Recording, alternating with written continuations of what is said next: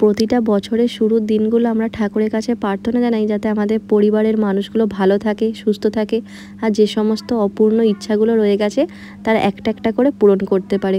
আর সকলের মতো 2024টা আমিও শুরু করেছিলাম অনেকগুলো ইচ্ছা নিয়ে, যার মধ্যে কিছু স্বপ্ন আমি পূরণ করতে পেরেছি, আর আজকে চলেছি আরও একটা স্বপ্ন পূরণ করতে। ভাবলাম আমাদের এই ভালো মুহূর্তটা তোমাদের সাথে শেয়ার করি। আর কি জানো তো, যখন পরিশ্রম করার পর সেই পরিশ্রমের ফলটা পাই না, যারা শূন্য থেকে শুরু করে তাদের কাছে সেই আনন্দের মুহূর্তটা যে কেমন হয় তা বলে বোঝানো যাবে না। আর এই যে কথাগুলো তোমাদেরকে বললাম, আজকে আমরা ঠিক তেমনই একটা মুহূর্তের অপেক্ষায় রয়েছি। আর শূন্য থেকে শুরু করার কথা বলছিলাম এই দুটো মানুষের জন্যই, বলাই আর দাদা ভাই। তাই আমার এই দুজন কাছের মানুষ যখন নিজেদের চেষ্টায় একটু একটু করে স্বপ্নগুলো পূরণ করতে থাকে, তাতে যে আমার এত আনন্দ হয় তোমাদেরকে আজকে আমি বলে বোঝাতে পারছি না।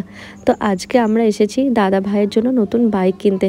দাদা ভাই এত বছর ধরে একটা সেকেন্ড হ্যান্ড বাইক চালাচ্ছিল, আর তোমরা তো যারা রেগুলার আমার ভিডিও দেখো তারা তো জানো বাড়ি থেকে আমাদের দোকান অনেক দূরে, প্রায় 5-6 কিলোমিটার। আর দিনে দাদাকে 4 বার যাতায়াত করতে হয়। মাঝে মাঝে গাড়িটা খারাপ হয়ে যাওয়ার কারণে দাদার যাতায়াতের অনেক অসুবিধা হচ্ছিল।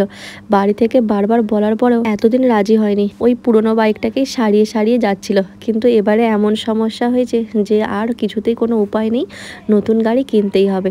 তাই জন্যই আমরা কদিন আগে যে শোরুম থেকে আমাদের স্কুটিটা সার্ভিস করাতে এসেছিলাম, তো সেই হন্ডা শোরুমেই আমরা কথা বলে গিয়েছিলাম, আর ফাইনালি আজকে আমরা এসেছি গাড়িটা নিতে। তো শোরুম থেকে গাড়ির চাবি দাদার হাতে তুলে দিয়েছে। আর তোমরা বলো আমাদের এই নতুন গাড়িটা কেমন দেখতে লাগছে।